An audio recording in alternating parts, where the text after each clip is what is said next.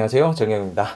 오늘은 카페 사장님의 힐링에 대해서 얘기를 해보려고 해요. 카페를 창업하신 분들은 저마다 꿈이 있습니다. 예를 들어 따뜻한 햇살이 내리쬐는 창가에 앉아서 책 보면서 커피 한 잔 마시는 그런 여유를 꿈꾸시는 분들도 계시고, 그리고 뭐 손님이 엄청 많이 와서 돈을 엄청 번다는 그런 꿈을 꾸시는 분도 있고, 그리고 또 뭐 내가 좋아하는 커피를 손님들한테 잘 내려드리겠다, 커피가 좋아서 하시는 분들도 굉장히 많아요.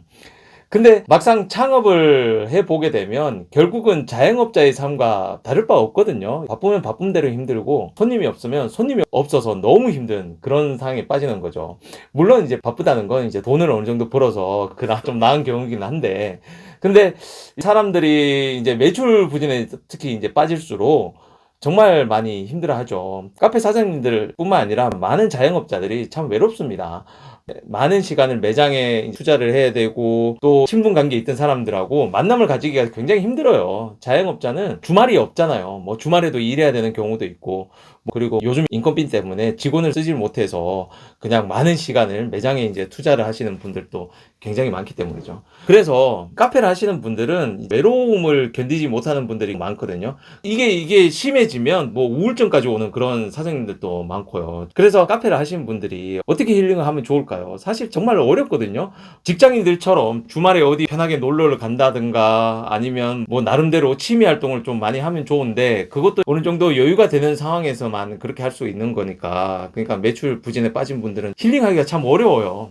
그래서 그나마 할 수 있는 게 핸드폰 보면서 드라마를 본다든가, 영화를 본다든가, 아니면 웹툰을 본다든가, 아니면 여러 커뮤니티 활동을 한다든가, 뭐 그런 식으로 이제 시간을 보내는 게 좀 많습니다.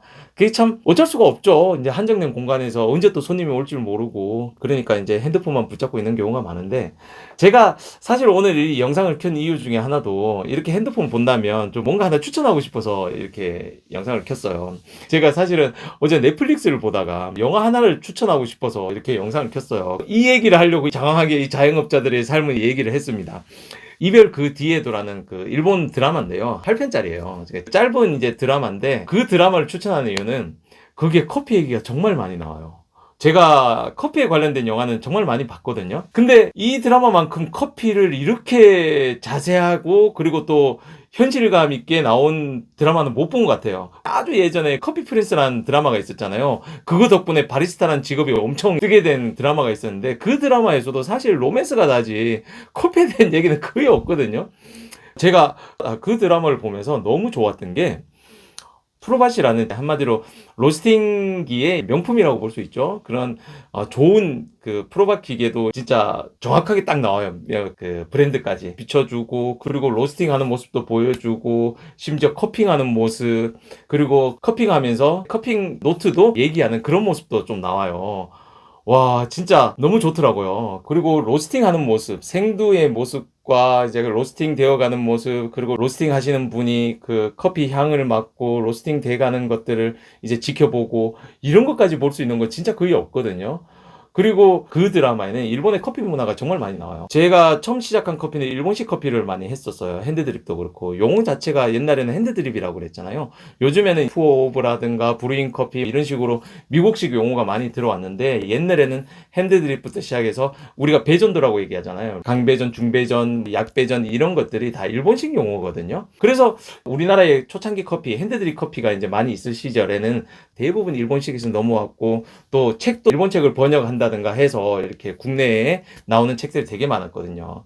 일본의 커피 문화는 거의 일상화돼 있어요. 물론 현재 얘기는 아닙니다. 제가 뭐 20년 전, 10몇 년 전에 이제 일본 카페도 많이 투어를 하고, 일본 로스팅 하신 분들도 많이 만나 뵙고, 그리고 일본에 이제 커피 전시회도 지금 많이 갔고요.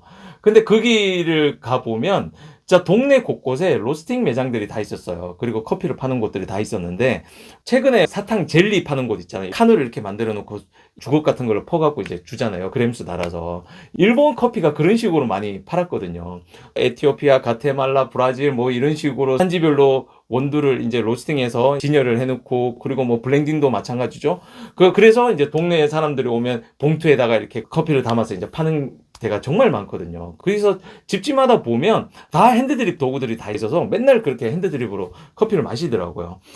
잘 보시면요, 일본 영화나 드라마들 보시면 커피 내려 먹는 모습을 정말 많이 보실 거예요. 그 정도로 일상화가 돼 있다는 거죠. 근데 우리나라는 대부분 테이크아웃, 바깥에서 커피를 먹는 그런 문화가 지금은 거의 정착이 됐잖아요. 집에서도 드시는 분들도 많지만. 근데 일본은 바깥에서도 먹는 것도 많지만 그렇게 내려서 먹는 분들이 정말 많다는 거죠, 집에서. 그리고 거기서 저는 정말 이 대사 하나가 너무 좋았어요. 드라마가 진행되면서 2회인가 3회인가 여자 주인공이 출퇴근하는 그런 기차가 있거든요. 그 기차가 가는 도중에 운행이 정지가 돼서 한 기차역에서 시간을 보내게 됐어요.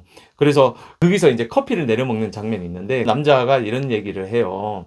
지금 저기 보시라고 기차가 정지가 돼서 다들 우왕좌왕하고 있지 않냐. 그냥 뭘 해야 될지도 모르고 이렇게 다들 당황하고 있는데 이럴 때 커피 한 잔 하는 게 어떠냐. 나한테 닥친 이런 문제가 커피 한 잔 마신다고 해결되진 않겠지만 그래도 이 커피 한 잔 마시면서 한숨 돌리는 것만으로도 상황이 그렇게 최악은 아니라는 그런 생각은 들게 하지 않겠냐. 거기에다가 뭐 안 보이던 게 보일 수도 있고 커피는 그런 힘이 있는 것 같지 않냐. 라는 이런 대사가 나오거든요.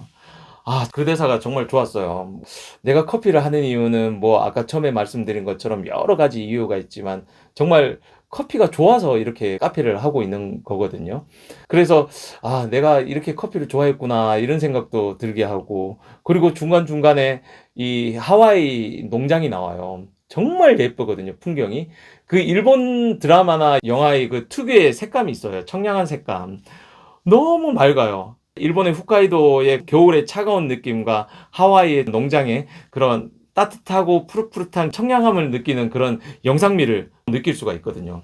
그래서 저는 그거 보면서 너무 좋았어요. 아직까지 완결은 못 봤지만 중간중간에 나오는 그런 커피에 대한 얘기가 정말 저는 너무 좋았거든요. 아까 커피에 대한 로스팅하는 모습도 있었지만 커피 한지가 나오는 영상을 보면요. 커피 체리가 자라는 모습, 그리고 씨앗을 뿌리는 모습, 묘목을 키우는 모습, 피킹하는 모습, 또 펄핑하는 모습까지 나와요. 펄핑하는 거는 여러분들 잘 못 봤잖아요. 그런 것들을 보니까 진짜 너무 좋은 거예요. 제가 이 영화를 보면서 어떻게 보면 제 지금 상황에서도 정말 좋은 힐링이 됐고, 내가 왜 커피를 다시 하게 됐는지 그런 생각을 좀 가지게 됐고, 그래서 카페 하시는 분들도 뭐 여러 가지 힐링 방법이 있겠지만, 제가 지금 추천하는 이 드라마 한 편 보시면서 약간의 힐링이 됐으면 좋겠습니다. 물론 드라마 자체가 약간 멜로예요. 멜로인데 슬프기도 하고 뭐 그래요. 그렇긴 하지만 어쨌든 여러분들이 보내는 시간이 있어서 약간의 도움이 될 수 있고 감성적으로도 힐링이 될 수 있는 그런 시간이 됐으면 합니다. 그래서 오늘은 이렇게 영화 추천 하나 하면서 이렇게 영상을 마무리하도록 하겠습니다. 감사합니다.